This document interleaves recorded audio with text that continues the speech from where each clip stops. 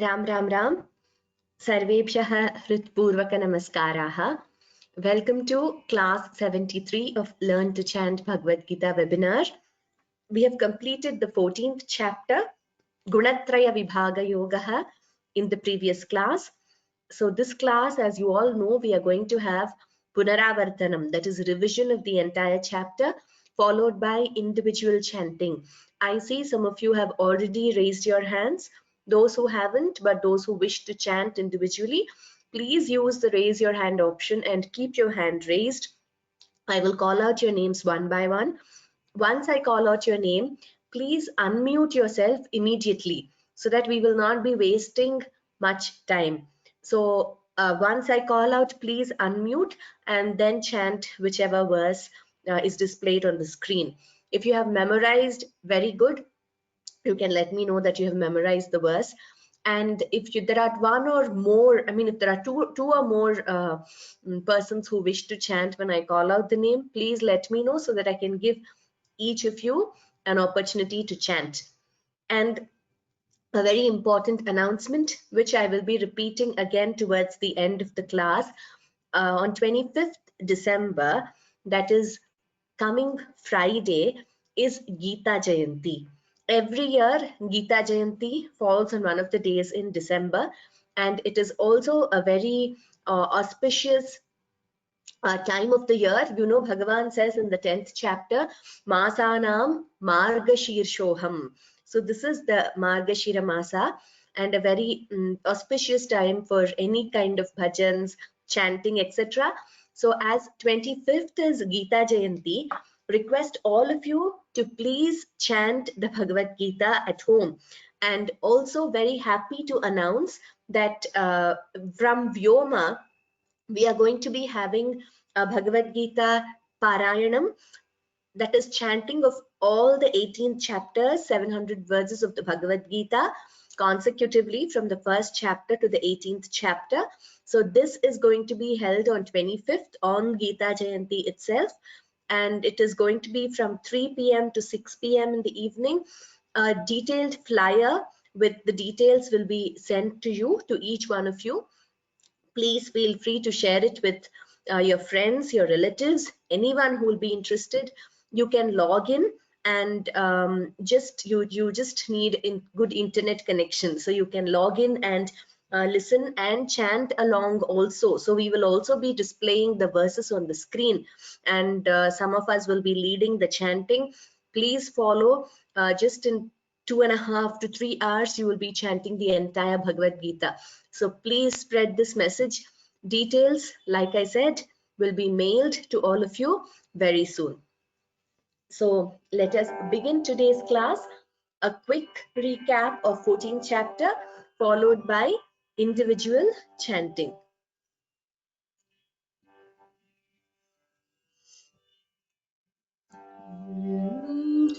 गुरुरेव गतिर्गुरुमेव भजे, गुरुणैव सहास्मि नमो गुरवे, न गुरोः परमं शिशुरस्मि गुरोः, मतिरस्ति गुरौ मम पाहि गुरो, नारायणं नमस्कृत्य नरं चैव नरोत्तमं, देवीं सरस्वतीं व्यासं ततो जयमुदीरयेत्. वसुदेवसुतं देवं कंसचाणूरमर्दनं, देवकी परमानन्दं कृष्णौ वन्दे जगद्गुरुम्. पार्थाय प्रतिबोधितां भगवता नारायणेन स्वयं, व्यासेन ग्रथितां पुराणमुनिना मध्ये महाभारतम्, अद्वैतामृतवर्षिणीं भगवतीम् अष्टादशाध्यायिनीम् अम्ब त्वामनुसन्दधामि भगवद्गीते भवद्वेषिणीम्. नमोऽस्तु ते व्यासविशालबुद्धे फुल्लारविन्दायतपत्रनेत्र येन त्वया भारततैलपूर्णः प्रज्वालितो ज्ञानमयप्रदीपः मूकं करोति वाचालं पङ्गुल्लङ्घयते गिरिं यत्कृपातमहं वन्दे परमानन्दमाधवम् सर्वोपनिषदो गावः दोग्धा गोपालनन्दनः पार्थो वत्सः सुधीर्भोक्ता दुग्धं गीतामृतं महत् शान्ताकारं भुजगशयनं पद्मनाभं सुरेशं विश्वाधारं गगनसदृशं मेघवर्णं शुभाङ्गम् लक्ष्मीकान्तं कमलनयनं योगिभिर्ध्यानगम्यं वन्दे विष्णुं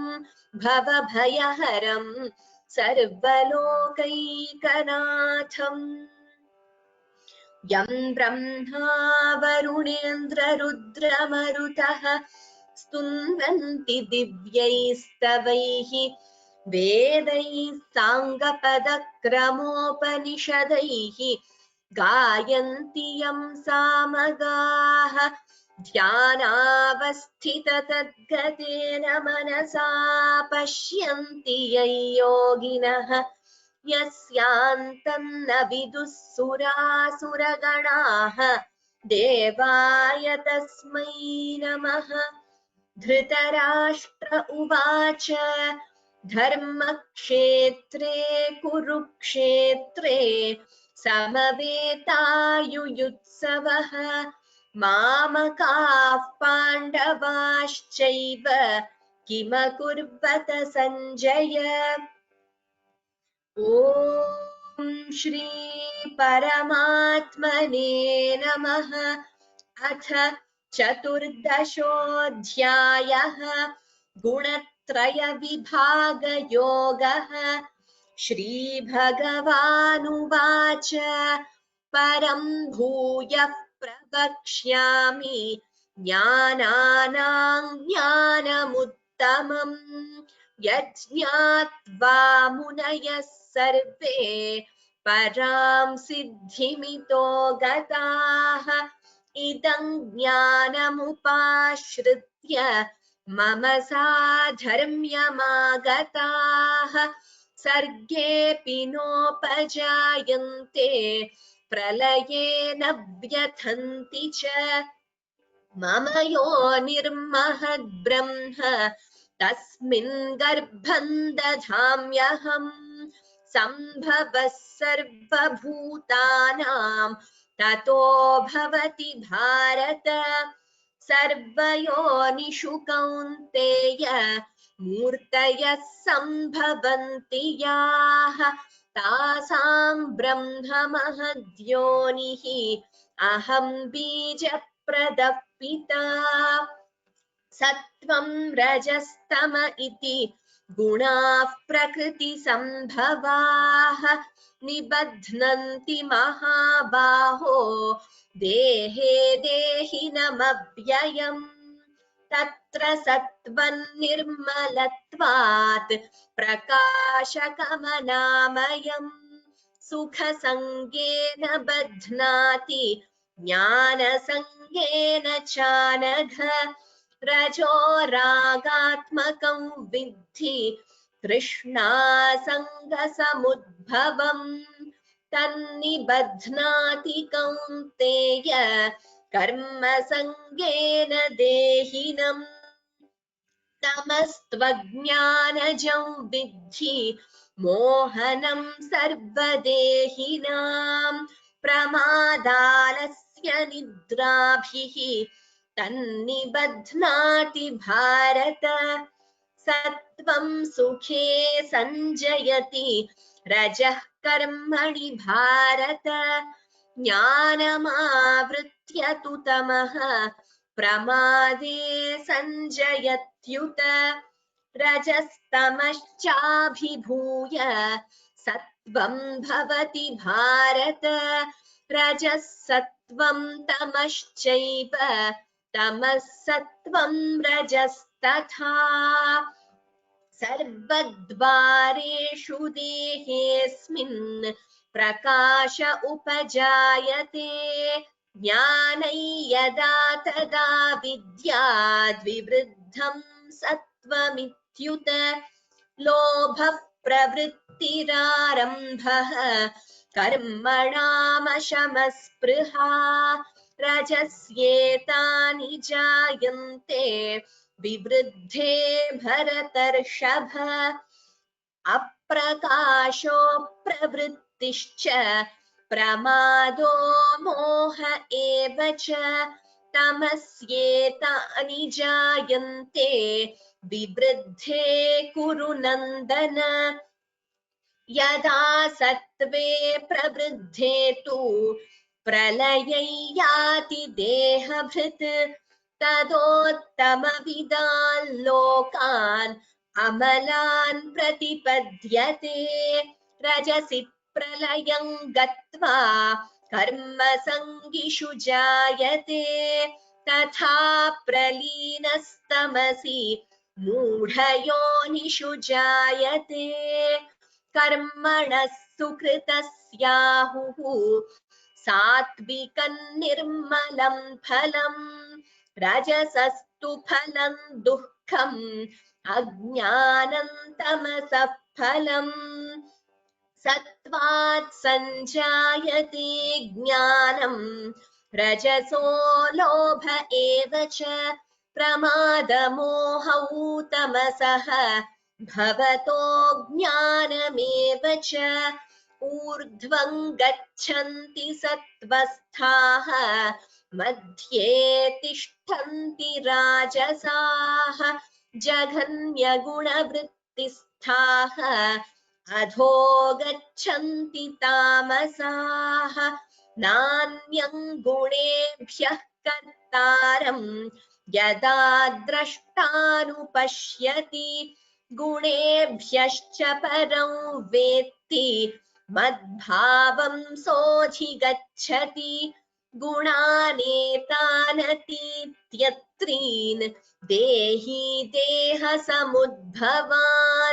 जन्म मृत्युजरा दुःखैः विमुक्तो मृतमश्नुते अर्जुन उवाच कैर्लिङ्गैः स्त्रीन् गुणानेतान् अतीतो भवति प्रभो किमाचारः कथं चैतान् त्रीन् गुणानतिवर्तते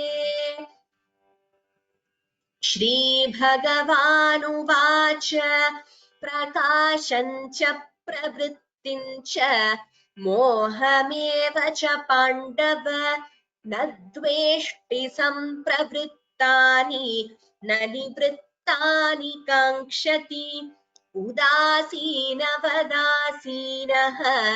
गुणैर्यो न विचाल्यते गुणा वर्तन्त इत्येव योऽवतिष्ठति नेङ्गते समदुःखसुखस्वस्थः समलोष्टाश्मकाञ्चनः तुल्यप्रिया प्रियो धीरः तुल्यनिन्दात्मसंस्तुतिः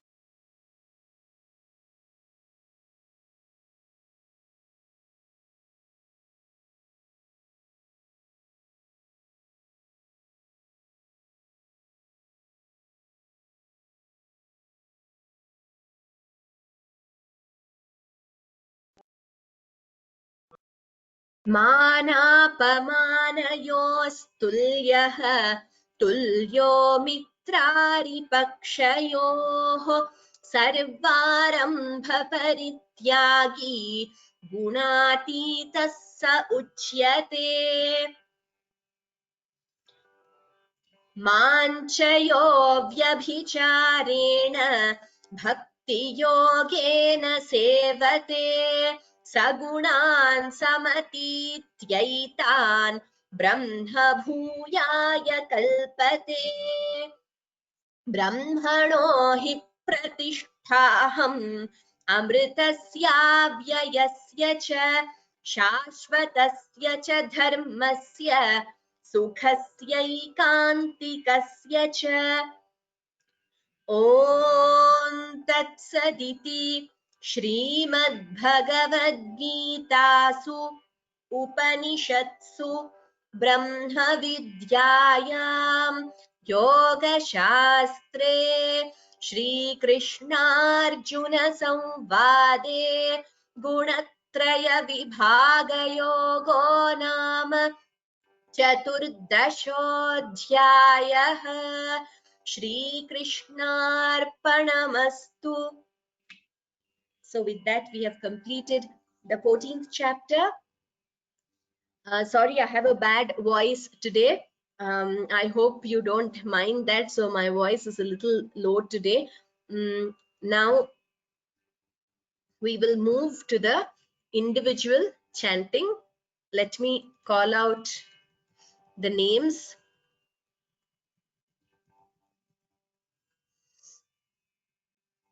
Okay, just before this, last class I wanted to tell you, but we didn't have time.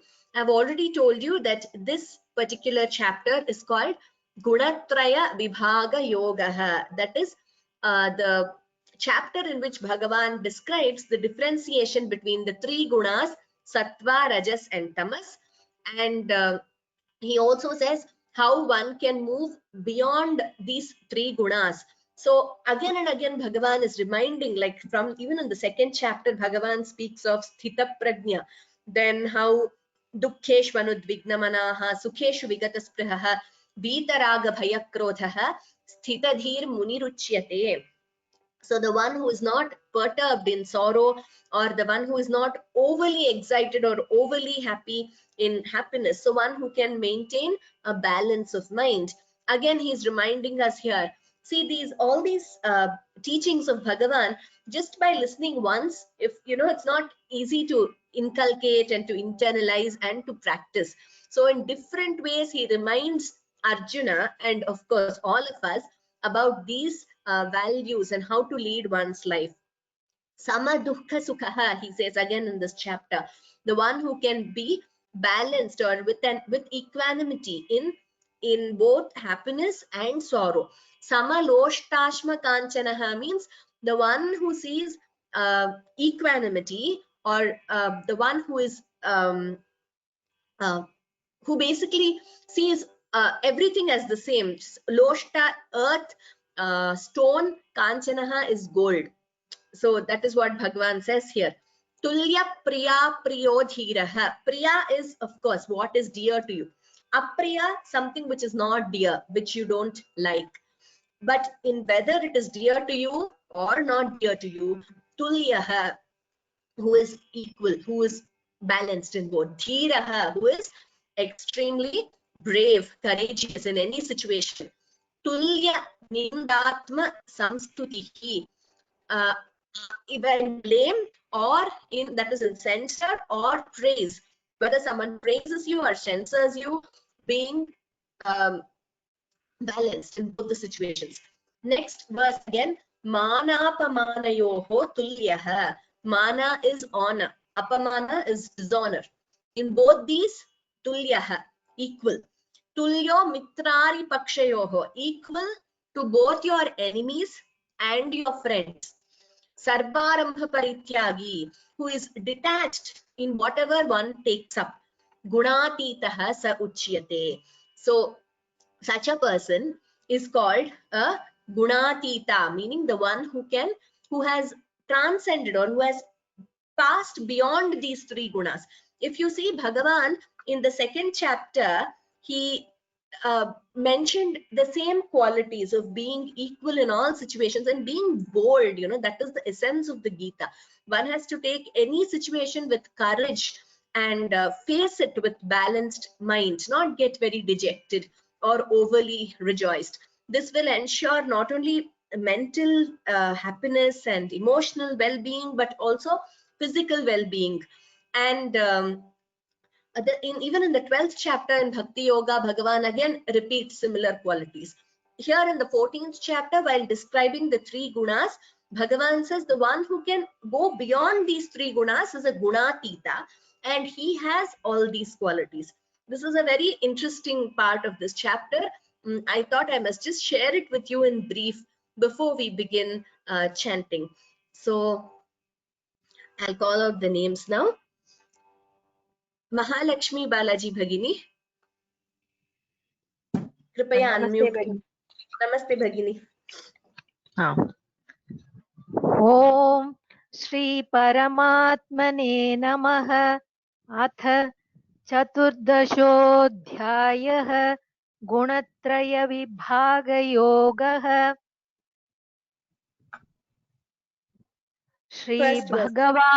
Shri भगवानुवाच परं भूय प्रवक्ष्यामि ज्ञानानां ज्ञानमुत्तमम् यज्ञात्वा मुनयः सर्वे परां सिद्धिमितो गताः। उत्तमं भगिनी, धन्यवादाः।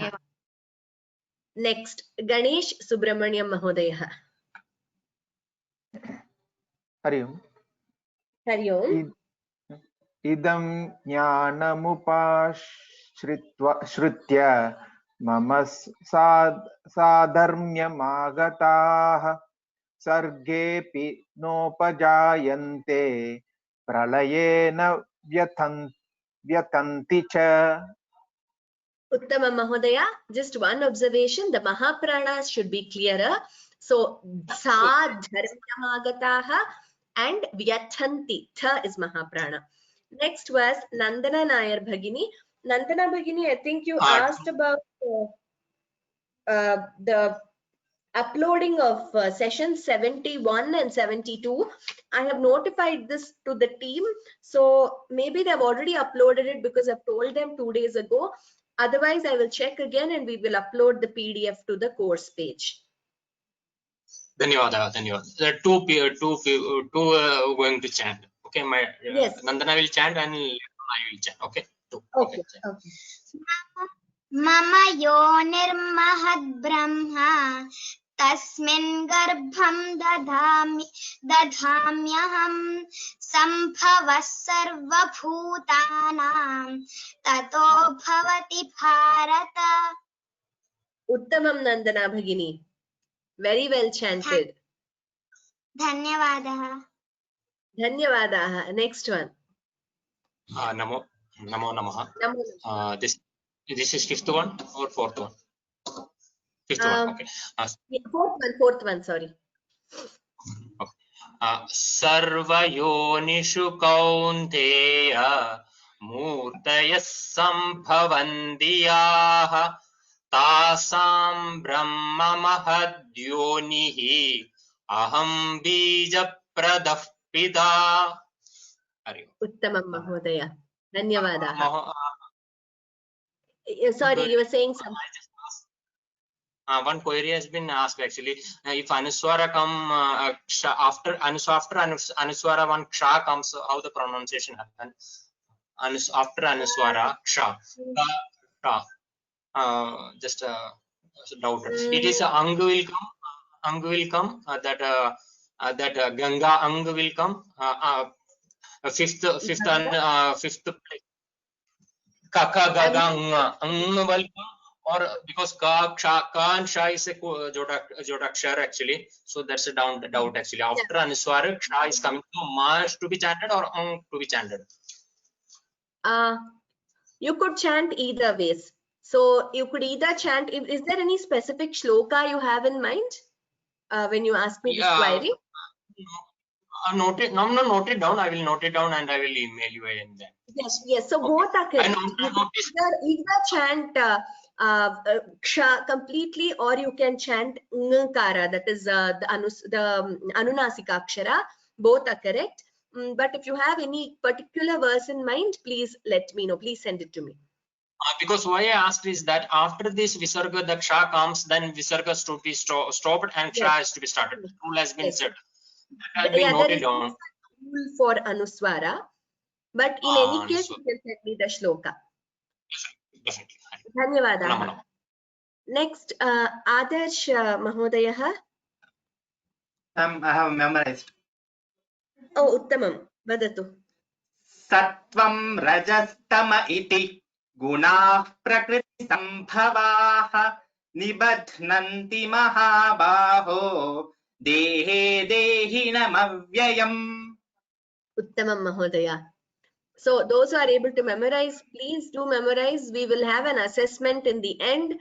Those who are able to chant all the 18 chapters from memory, definitely your effort will be acknowledged and recognized.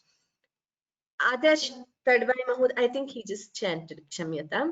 Gayatri Ramachandran Bhagini. Gayatri Ramachandran Bhagini, कृपया unmute करो तो. हेलो नमस्कारः. नमस्ते भगिनी. तत्र सत्त्वं निर्मलत्वात् प्रकाशकमनामयं सुखसङ्गेन बध्नाति ज्ञानसङ्गेन चानघ. Uttamam Bhagini, just gha should be Mahaprana. So chana gha should be clearer. Dhanyavadaha. Next, Jayanti Devarkal Bhagini, next one. Yeah, namaste Bhagini. Namaste. Rajo ragatmakam vidhi Krishna sanga samudbhavam tannibadhnati kaunteya karma sanghena dehinam. Uttamam Bhagini. Dhanyavadaha. Next, Karpagam Chandrasekharan Mahodayah.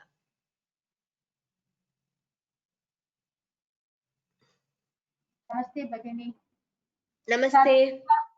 सत्त्वं सुखे संजयति रजः कर्मणि भारत ज्ञानमावृत्य तु तमः प्रमादे संजयुत्युत. संजयत्युत. Uttamam. Dhanyavadaha Bhagini. Next, Radha Ram Mohan Bhagini. Next one. नमस्ते madam. Namaste. रजस्तमश्चाभिभूय सत्त्वं भवति भारत रजः सत्त्वं तमश्चैव तमः सत्त्वं रजस्तथा. Uttamam. The Mahapranas were perfect. Thank you madam. Thank you. Lakshmi Raghavan Bhagini.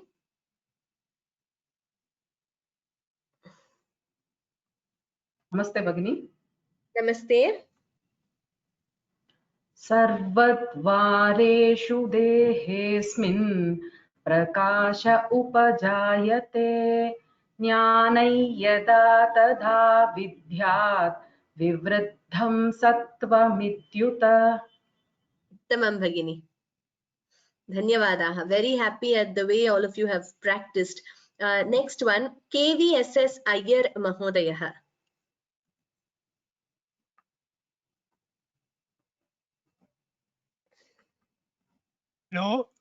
लोभ प्रवृत्तिरारम्भः कर्मणामशमस्पृहा राजस्येतानि जायन्ते विवृद्धे भरतर्षभ. Dhanyavadaha Mahodaya. Just one thing, it is not Rajasyetani, it is Rajasyetani. रजस्येतानि जायन्ते विवृद्धे भरतर्षभ. Uttamam Mahodaya. Dhanyavadaha. Very good. Next one, Pragun Puranik Bhagini.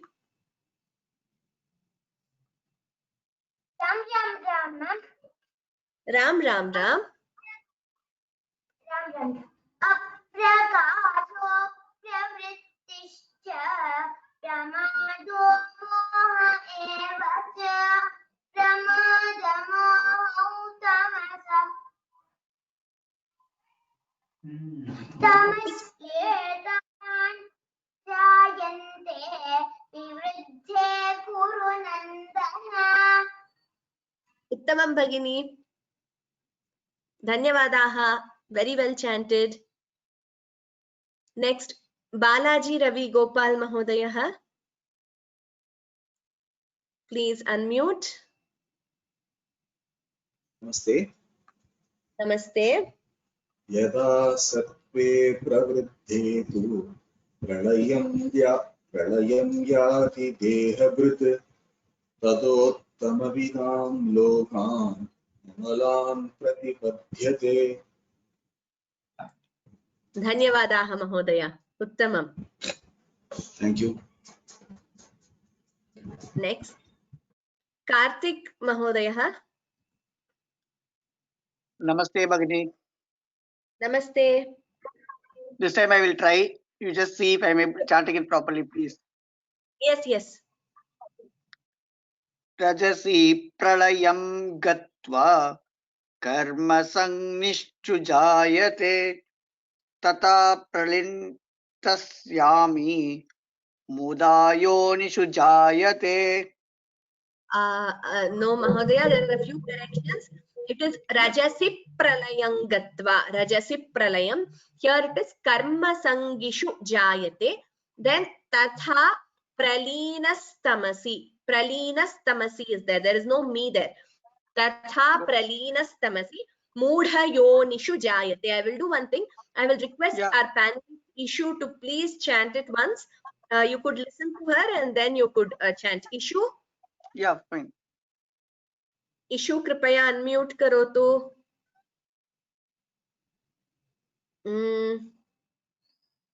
Issue is not able to unmute, is it? Yes. Ram. Ram.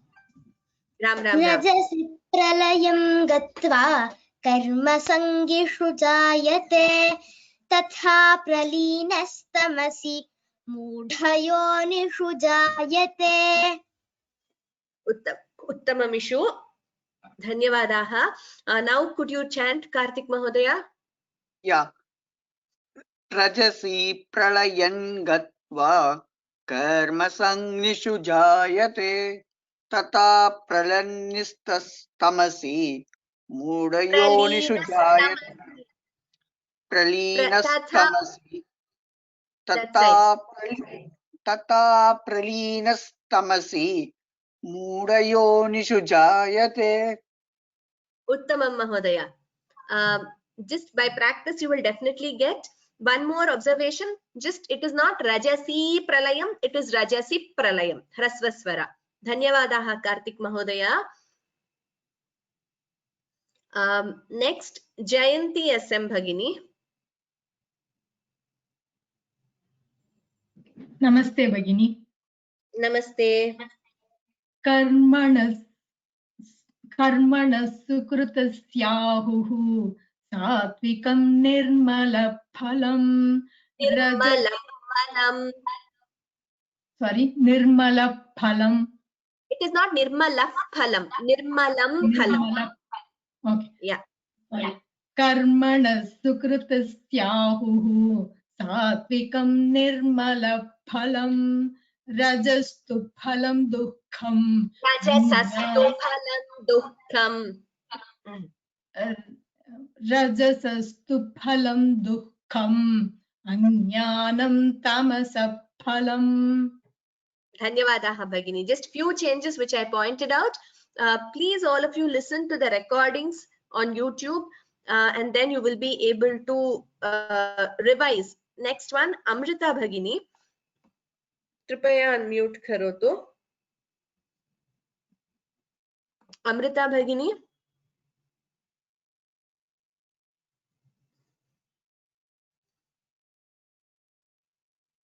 Okay. Surya Narayan M. Mahodaya. Hello. Namaste, ma'am. Namaste, Bhagini. I could not find your name suddenly. Yes. Yes, yeah, please may chant. Yes, Which please. one, ma'am? 17th. Sattvat 17th, yes. Okay. Sattvat sanjayate jnanam rajaso lobhayevacha प्रमादमोहौ तमसः भवतो ज्ञानमेव च. उत्तमम् अमृता भगिनी. Thank धन्यवादाः. you. Next one.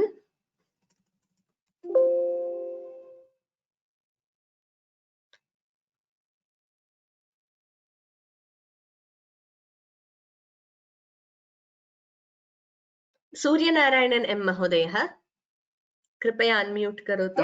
नमस्ते नमस्ते भगिनी. नमस्ते. ऊर्ध्वं गच्छन्ति सत्त्वस्था मध्ये तिष्ठन्ति राजसाः जगन्यगुणवृत्तिस्ताः अधो गच्छन्ति तामसाः. उत्तमं महोदय. Just धन्यवाद. Mahapranas be clearer, as in Jaghanya Guna Vrittisthaha. Tha there. Adho Okay. Mahaprana was heard. Gachanti Cha Mahaprana. Dhanyavadaha Mahodaya. Next, Rukmani Gopal Bhagini. Okay. Mohana Sundararajan Bhagini. Hari Om, can you hear me? Yes, I can hear you.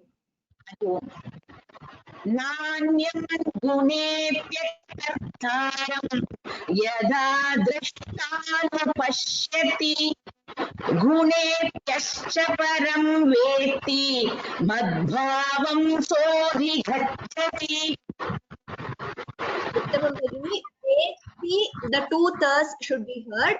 It shouldn't be heard as Veti. It is Veti. Two ths should be heard more clearly.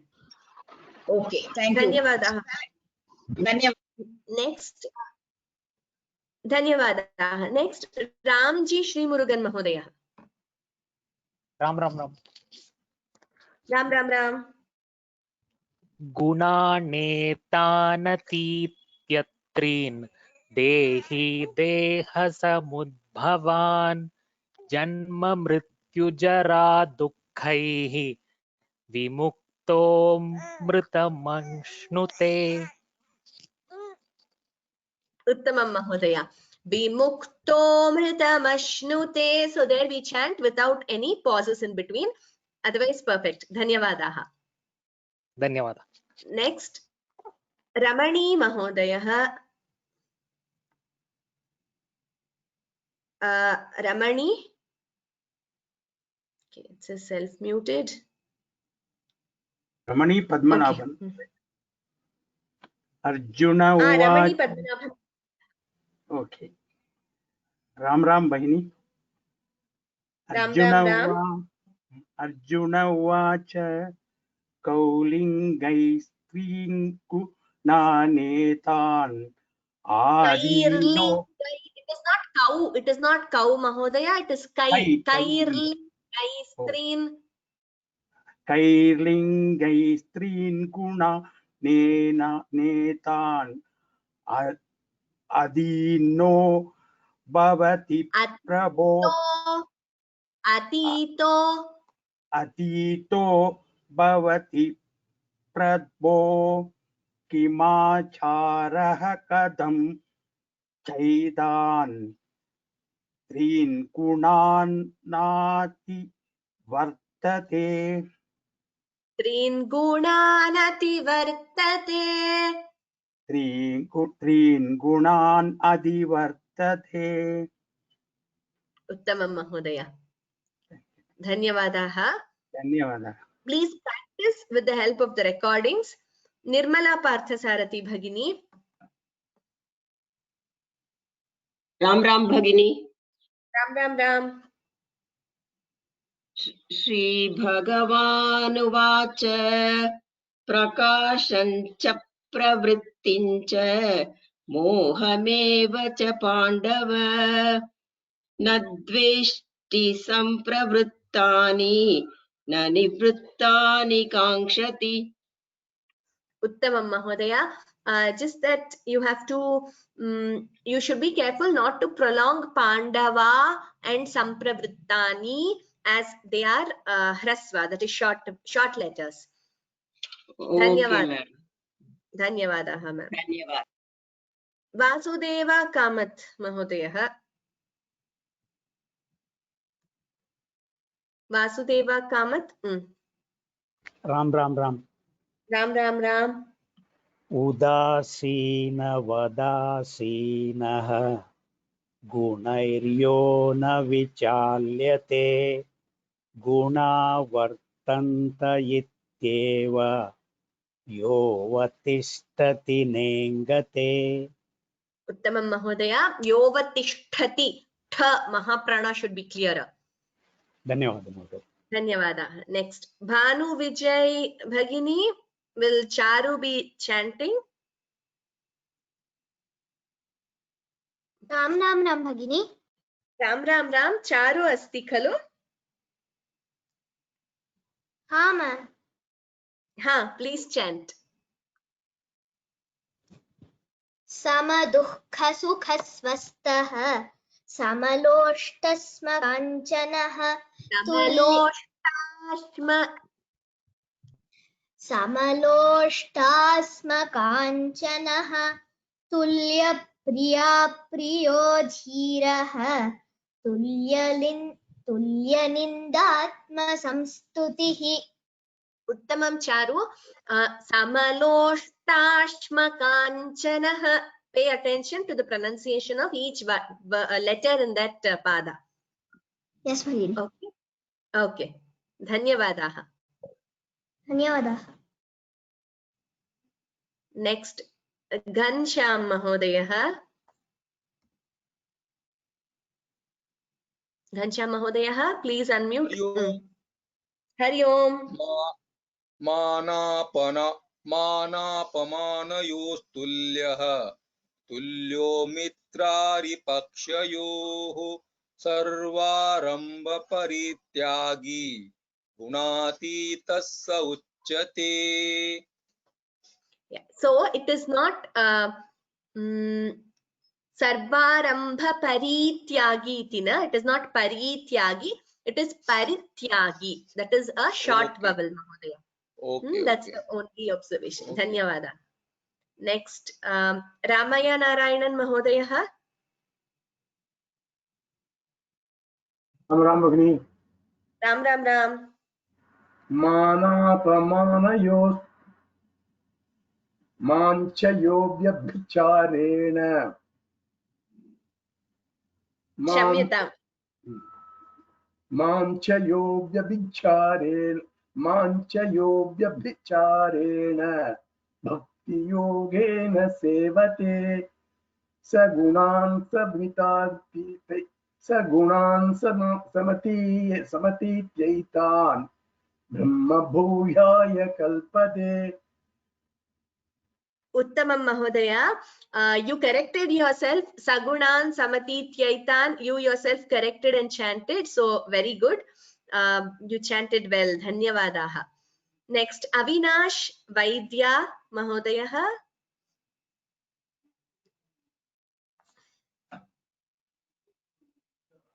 Bhagini. Yes, Mahodaya. 1 minute. ब्रह्मणो हि प्रतिष्ठाहम् अमृतस्य व्यवस्य च. It is not Brahmano hi. It is Brahmano hi. Short.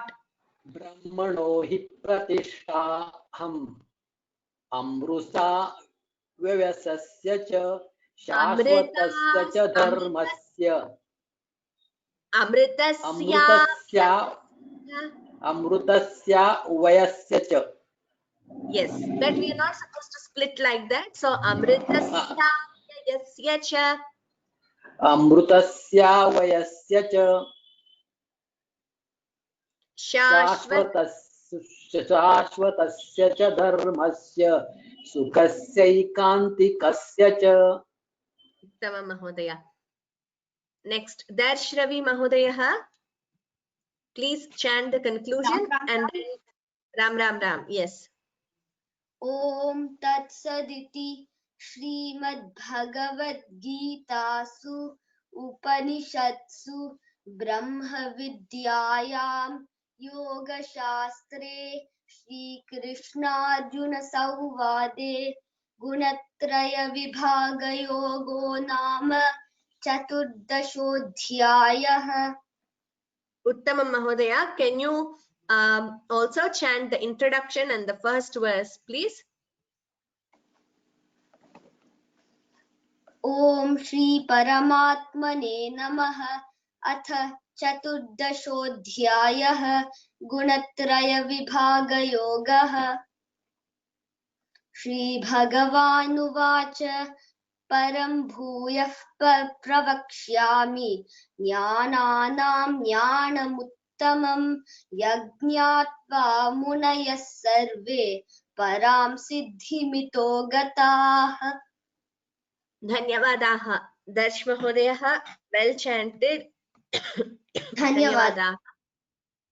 Sorry. Next. Manya Umesh Bhagini.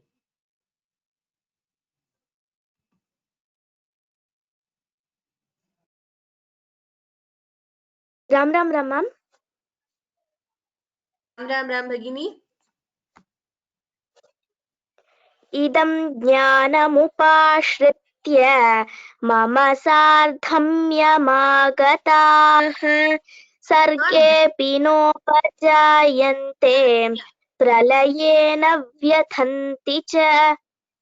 Bhagini, it is not dhamya, it is dharmya. Ra should be heard. Sa dharmya magataha. Okay, ma'am. Mama sardham yamagataah. Yes, Bhagini. Dhanyavadaha, Dhanyavad. Bhagini. Next, Meenakshi Mahodaya. Meenakshi Vaikalat. Namaskara. Namaskara. Sarvayonishu kaunteya. That one, which third one? Third one. Mama yonirmahad brahma tasmin garbham dadhamyaham sambhava sarva bhutanam tato bhavati bharata. Uttamam Bhagini. Next one. Thank you. Meera Gurumurti Bhagini. Next one. Kripaya unmute. Yes. Ram Ram Bhagini. Ram Ram. Sarvayonishu kaunteya murtayah sambhavanti yaah tasam brahma mahadyoni aham bija pradapita. Uttamam Bhagini. Dhanyavadaha. So we have last 5 minutes or so left, but before that, again, I'm repeating the announcement for those who did not attend the initial few minutes of the session. December 25th is Gita Jayanti. So all of you please chant the verses of the Bhagavad Gita. And all of you also please join us. Vyoma will be having Parayanam live of all the 700 verses, all 18 chapters consecutively on that day. Some of us will be leading the chanting. You can just connect from wherever you are. The details to join the webinar will be sent to you. The link will be emailed to you between 3 and 6 in the afternoon, India time. Please join, all of you, please join us. Spread the message, spread the word to your friends and relatives also. Dhanyavadaha. We will go ahead. Mohana Avalambe Bhagini. Namaskaram Bhagini. Namaste Bhagini. Sattvam rajastamayiti gunaha prakriti sambhavaha nibhatnanti mahabhaho dehe dehi namavyayam. Dhanyavadaha Bhagini. Uttamam. Next, Padma Parthasarathi Bhagini. Namaste Bhagini. Namaste. Rajo ragatmakam vidhi trishna sanga samutpavam तन्निबध्नाति Kaunteya कर्मसङ्गेन देहिनम्. उत्तमं भगिनी, very well chanted. धन्यवादाः. Next, Parthasarathi Mahodayah. Next one, please unmute. Hello, Ram. Ram Ram. So it's me and my son Shravan. Yes, please. Shravan will go first. Yes. तमस्त्वज्ञानजं विद्धि मोहनं सर्वदेहिनां प्रमादालस्य निद्राभिः प्रमादालस्य, not lyasya, प्रमादालस्य निद्राभिः. प्रमादालस्य निद्राभिः तन्निबध्नाति Bharata. धन्यवादाः श्रवण महोदय. Next one. सत्वं सुखे संजयति रजः कर्मणि भारत ज्ञानमावृत्य तु तमः प्रमादे संजयत्युत. उत्तमं, धन्यवादाः महोदय. Next, फणिश्री कविरायणी भगिनी. राम राम राम. राम राम राम. सत्वं सुखे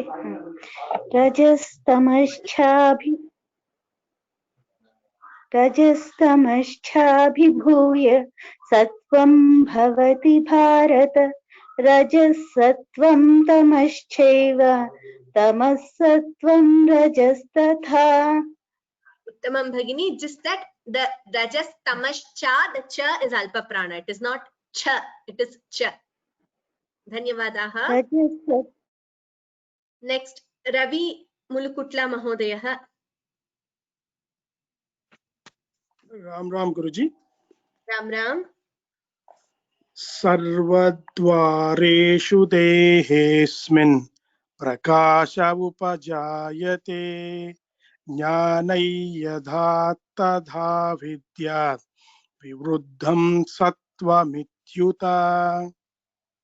Uttamam Mahodaya. Just that yada tada, they are alpa pranas, so they are not, that's not yadha tadha, it is yada tada. Dhanyavadaha. Next, Sarkrish Mahodayah. Sarkrish Mahodaya, kripaya unmute karotu. Yes. Can you hear me? Yes, yes, I can hear you. Ram.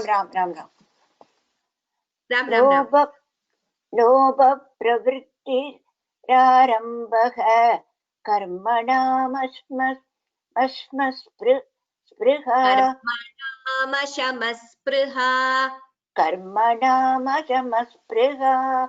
रजस्येतानि जायन्ते विवृद्धे भरतर्षभ.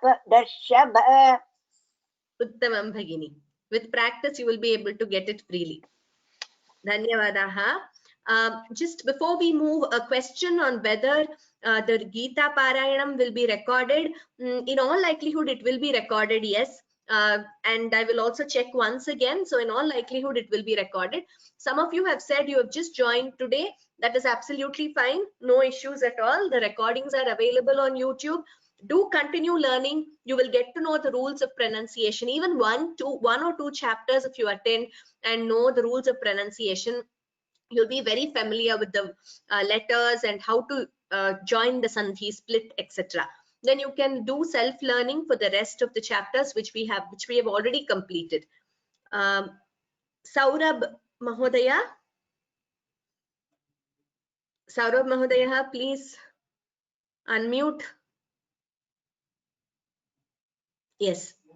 राम महोदय. राम. अप्रकाशो प्रवृत्तिश्च प्रमादो मोह एव च तमस्येतानि जायन्ते विवृद्धे कुरु नन्दन. उत्तमं महोदय. Next, Sridhar Mahodayah. नमस्कार गुरुमाता. नमस्ते. यदा सत्त्वे प्रवृद्धे तु प्रलये यान्ति देहभृत् तदोत्तमविदान् लोकान् अमलान् प्रतिपद्यते। धन्यवादाः महोदय, उत्तमम्। नमस्ते नेक्स्ट वन श्रीवत्संकर राव महोदयः।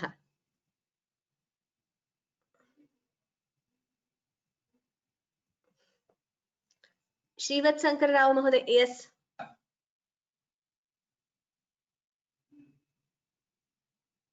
Shivat Rao Mahodaya, your mic is unmuted. Please chant. Okay, not able to hear anything though your mic is unmuted. Okay, I don't know what the problem is there. We'll move to the next one. Sujata Koli Bhagini. Sujata Koli Bhagini, yes. Ram Bhagini. Ram. Rajasi pralayam gatva karma sangishu jayate tadha praleenastamasi modhayonishu jayate. Uttamam Bhagini, dhanyavadaha. Next, Sukanya Krishnamurthy Bhagini. Kripaya. Namaste ma'am. Namaste ma'am. Namaste. Karmani sukritasyahu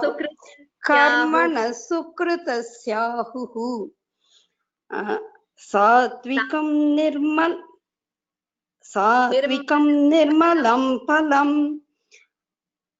Can you hear? So, yes. Can you hear, ma'am? Yes, I can hear. Rajasastu palam dukkham ajnanam tamasah palam. Uttamam Bhagini. Dhanyavadaha. Dhanyavada. Next, Shyamala Kumar Bhagini. Next one. Kripaya unmute karo to yes.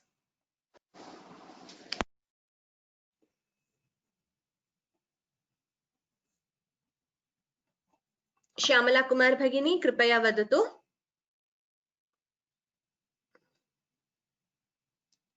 You are unmuted, but I don't know why I'm not able to hear you, Bhagini. Shyamala Kumar Bhagini. Okay, no voice. Don't know why. Not hearing anything. Next, Ujjwala Singhania Bhagini. Kripaya unmute karo to. Ujjwala Singhania Bhagini. Please unmute. Ram Bhagini. Ram. Sattvat sanjayate jnanam rajaso lobha evacha pramadamohau tamasah bhavato jnanamevacha. Uttamam Bhagini. Dhanyavadaha. Next, Umesha Anand Mahodayah. Next one. Kripaya unmute karo to. Umesha Anand Mahodaya. Yes. ऊर्ध्वं गच्छन्ति सत्त्वस्थाः मध्ये तिष्ठन्ति राजसाः जघन्यगुणवृत्तिस्थाः अधो गच्छन्ति तामसाः. Uttamam Mahodaya. Dhanyavadaha. Next, Upendar Hasya Mahodayah. Next one. Upendar Hasya Mahodayah. Kripaya unmute karo to. Am I audible? Yes, Mahodaya, you are audible. Ram. Nayam gunebhya kartaram yada drishtanupashyati gunebhyascha param veti madbhavam sodigacchati. Yes, few observations, Mahodaya. Gunebhyaha, guna, it is different from na. So the gune, na should be curl the tongue more for na. This na here in drashtanupashyati, this na is softer. This na in gunebhyaha is, like I said, you curl the tongue more. And yada drashtanupashyati, not drishta. It is not dhru, it is dra. Drashtanupashyati. Shall I repeat? You could repeat, Mahodaya. Okay. Okay. नायं गुणेभ्यः कर्तारम् नान्यं गुणेभ्यः कर्तारं यदा द्रष्टानुपश्यति गुणेभ्यश्च परं वेति मद्भावं सोऽधिगच्छति. धन्यवादाः महोदय. If you listen to the recording, it would be clearer. Those who haven't got a chance to chant, please send me a message right now in the questions tab. Vijay Lakshmi Parthasarathi Bhagini, कृपया unmute करोतु. Vijay Lakshmi Parthasarathi Bhagini, please unmute Vijay Lakshmi Bhagini. Namaste. Namaste. Yes. गुणानेतानतीत्यत्रीन् देहि देह समुद्भवान् जन्म मृत्युजरा दुःख. Yes, ma'am. Dehi is dirgha bhagini. It is not dehi deha. Dehi deha samudbhavan. Okay, ma'am. गुणानेतानतीत्यत्रीन् देहि देह समुद्भवान् जन्म मृत्युजरा दुःखैः विमुक्तो मृतमश्नुते. Dhanyavadaha bhagini. I have called out the names in an order. Whoever has raised your hands, those who missed your chance, I don't know if I did not see your hand raised or you did not raise your hand. Let me see who all have not. Only, I mean, this is for those who want to chant for the first time, please. I cannot give second chance now. Okay. Shrivat Sankar Rao Mahodaya. Here I'll have to look for your names and unmute you, so please give me time. Shrivat Sankar Rao Mahodaya, could you please unmute?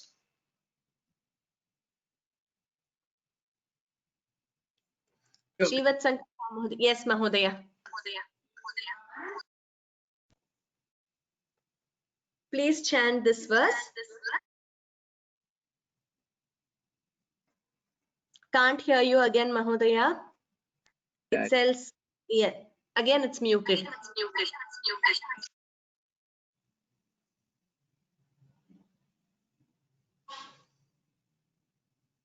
Please chant this verse. Can you hear me, madam? Yes. Yes. Yeah, what's the number? Arjuna Uvacha, that is verse number 21. Arjuna Uvacha Klailingai Strin Gunanetan Atito Bhavati Prabho Kimacharak Kadan Chaitan Strin Gunanati Vartate. Uttamam Mahodaya. Dhanyavadaha. I'm going to call out the names, whoever has sent me a message that you haven't chanted. Just looking at... Okay, Brinda Shekhar Bhagini. Your hand is not raised, Bhagini. I'm not sure what color it shows for you. Ram. Please chant. Sri Bhagavanuvacha Prakashancha Pravrittincha Mohameva cha Pandava Natveshti Sampravrittani Natveshti Sampravrittani Nanivrittani Kankshati. Uttamam Bhagini. Dhanyavadaha. Next, Leela Madhavi Bhagini. I'm going to search for your names. Yes, Leela Madhavi Bhagini. Kripaya unmute karotu. Please unmute Leela Madhavi Bhagini. Hari Om, ma'am. I'm the one who is. I'm the beginner to this class. So sorry beginner, for if any mistake. No. Please don't say sorry. All of us are learners. Please chant. Udasina vadasinaha gunairyo na vichalyate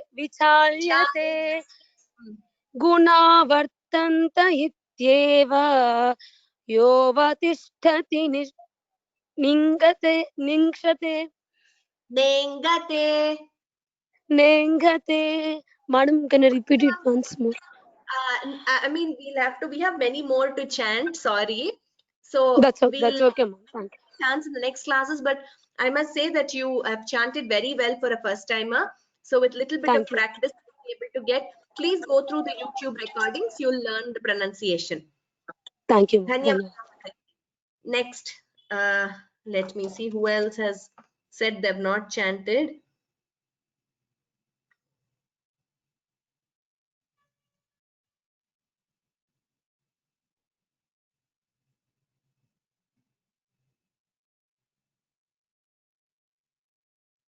Usha Vishwanathan Bhagini, did you get a chance to chant? I don't think so. Okay. Usha Vishwanathan Bhagini, please unmute.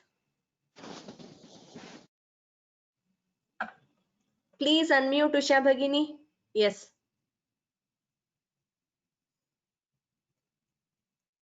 Please chant Bhagini.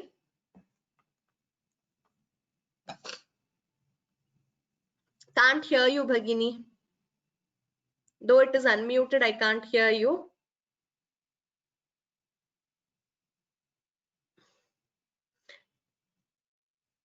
Okay, next.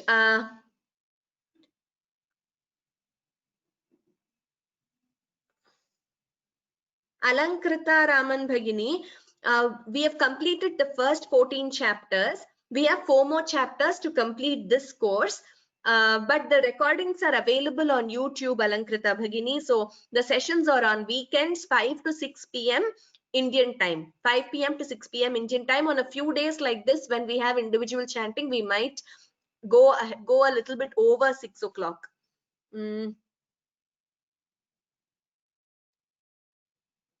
Then who else? Hema Subramanian Bhagini. Lot of you, I don't see your raised hands. Say Hema Subramanian Bhagini. Yes, please chant Bhagini. Namaste Bhagini. Namaste. Sama dukkha sukha swasthaka. It is not Sama dukkha sukha Bhagini. Sama dukkha sukha swasthaha. Sama dukkha sukha swasthaka. No, again you chanted. Let me explain. It is not Sama dukkha sukha. There is no extra sa before sukha. It is Sama dukkha sukha. Dukkha sukha. It is not dukkha sukha. Extra sa is not there. Sama dukkha sukha sukha swasthaha. Samaloštashma kanchanaha. Tulya priya priyo dhiraha. Tulya nindatma samstutihi. Uttamam Bhagini, Dhanyavadaha. Those who have said you haven't chanted, I'm calling out the names in an order because 1 or 2 of you have left. I'm sorry. But those who are here, please chant. Shailaja Bhagini. Next was Bhagini. I will just. Ma'am, my name is not Shailaja Bhagini. I'm Meenakshi. That's my mom's name, I think so. You think that's your mom's name? Okay. Yes, but it is Meenakshi. Yes, Meenakshi. Meenakshi Vadatu. Manapamanayostulyah tulyo mitraripakshyoh yoh sarvarambha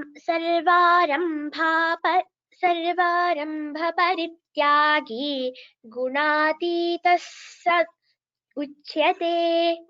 Dhanyavadaha Bhagini. I think a few places you made the short letter a long letter. Manapamanayostulyaha. Could you repeat that? Manapamanayostulyaha. Manapamanayostulyaha. Manapamanayostulyaha. You can practice Bhagini. Manapamanayostulyaha. You are interchanging the short and long letters that you should pay attention to. Okay, please practice with the help of the recordings. Okay. Dhanyavadaha Bhagini. Next, who else didn't get a chance to chant? Geetanjali Swami Bhagini. Brinda Shekhar Bhagini, I will get back to you. Geetanjali Swami Bhagini, please unmute. Next one. It says self-muted Geetanjali Swami Bhagini. Please unmute. When I call your name, please unmute because there'll be others also waiting. Okay. Brinda Shekhar Bhagini, are you here in the class? Yes, you said one more person wants to chant. Please unmute. Yes. Yes. Yes. Yes. Mancha yo vyabhicharena bhakti yogena sevate sagunan samatityaitan brahma bhuyaya kalpate. Uttamaya. Dhanyavadaha. Anyone else? I'm just seeing.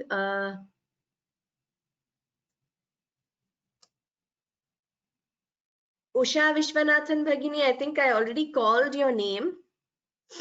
Please unmute. Brahmanohi. Please unmute Usha Vishwanathan Bhagini. Okay, it still says muted. Okay. Questions? Some of you said it's the Bhagavad Gita is you're in a different time zone. I will definitely tell my team to record and upload it. And what software we are going to use for the webinar, we will send you the details. You can just click on the link and enter the password. And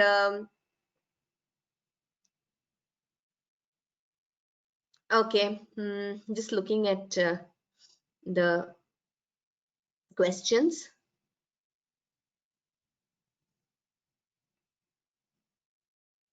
Usha Vishwanathan Bhagini, you've sent me a message twice or thrice. The thing is, even if I unmute you, I don't know why it says muted, so I'm not able to hear you chanting.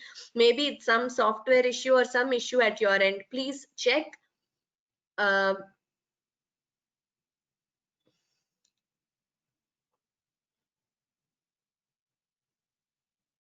KV Chandrasekharan Mahodaya, did you get a chance to chant? KV Chandrasekharan Mahodaya, please unmute. Namaste, Bhagini, namaste.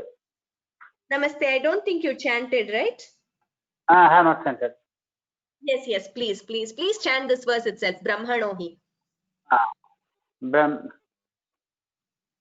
Shruyate va? Shruyate. Brahmano hi pradishtaham amrtasya vyayasya Amritasya vyayasya cha. Brahmano hi pradishtaham amrtasya vyayasya cha shashvatasya cha dharmasya dhruvasyaikantikasya cha. Tamam Mahodaya. Dhanyavadaha.